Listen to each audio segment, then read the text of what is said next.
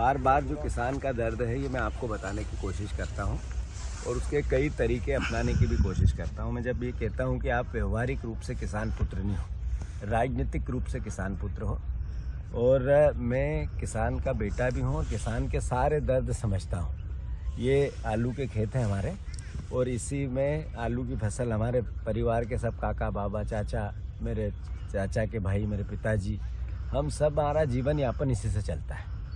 तो जो किसान परिवार के साथीगण हैं, ये लड़ाई क्या है? ये लड़ाई कोई व्यक्तिगत नहीं है, ये लड़ाई राजनीतिक भी नहीं है, ये लड़ाई एमएसपी की है।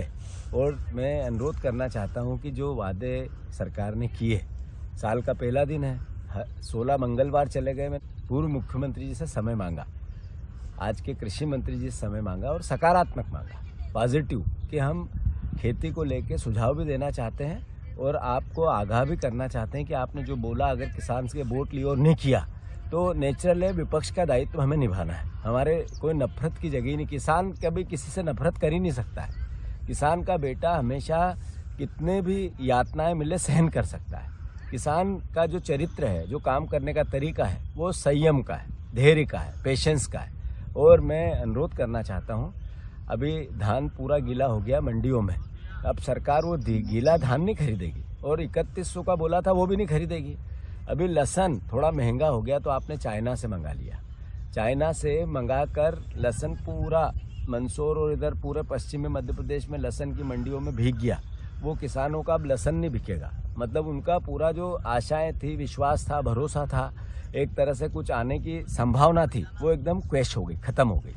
तो जब खेती में टमाटर फेंकने पड़ते हैं, लहसुन फेंकना पड़ता है, आलू फेंकने पड़ते हैं, तब न मीडिया बोलती न सरकार बोलती। जैसे ही थोड़े महंगे हुए तो मीडिया भी बोलती है और सरकार भी एक्सपोर्ट इंपोर्ट कर लेती है। तो ये किसान आखिर जाए तो जाए कहाँ? एक किसान का 100 साल से ऊपर का किसान के हमारे नेता हैं, परिवार के साथी में कभी नहीं मिला, वो भूख हड़ताल पे हैं, इसलिए कि कृषि मंत्री उनसे मिल ले, इसलिए कि प्रधानमंत्री उनसे मिल ले और इसलिए कि एमएसपी का आपने वादा किया वो पूरा करें। पर आप लोगों का विचार इतना मत के मद में मदमस्त है, आप मिलना भी नहीं चाहते। मैं एक विपक्ष पार्टी का प्रदेश का अध्यक्ष हूँ, किसान का बेटा हूँ। मैं मुख्यमंत्री जी शिवराज जी को हमेशा कहता हूँ कि एक बार हमारे से मुलाकात कर लो, नहीं मिलना चाहते। मैं 100 मंगलवार तक उनका रास्ता देखूंगा, 100 मंगलवार। भगवान कृष्ण ने 100 अपराध एक व्यक्ति के माफ़ किए थे, उसके बाद शिवराज जी मैं खुद मिलने आऊँगा आपसे, उससे पहले आप बुला लो, ऐसी आशा है मुझे।